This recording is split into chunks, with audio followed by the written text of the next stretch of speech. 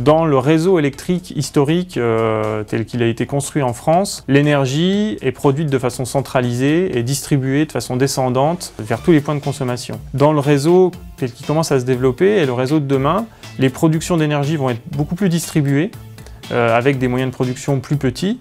Une éolienne, c'est quasiment 1000 fois plus petit qu'une centrale nucléaire. Pour cela, il y a besoin de mieux connaître l'état de fonctionnement du réseau et c'est là que le numérique entre en jeu. Grâce à davantage de données, davantage de capteurs, davantage de bases de données, on permet aux gestionnaires de réseau de mieux piloter son réseau. Et finalement, les smart grids, c'est ça, c'est cette intersection entre ces deux mondes, celui de l'électricité et celui du numérique. L'ADEME, depuis de nombreuses années, se positionne en tant que challenger constructif du projet Linky. Et je crois qu'aujourd'hui, on peut vraiment considérer que ces compteurs vont permettre des économies d'énergie chez les ménages. Donc il va y avoir des transmissions d'informations tous les jours du compteur Linky vers le système d'information de RDF pour connaître la consommation de la journée. Ce qui va également être possible avec le compteur Linky, ce sont des transmissions d'informations dans l'autre sens. C'est-à-dire que ERDF, le gestionnaire de réseau de distribution, va pouvoir envoyer des informations vers le compteur, par exemple pour changer la puissance souscrite. Le compteur communique avec le système d'information de RDF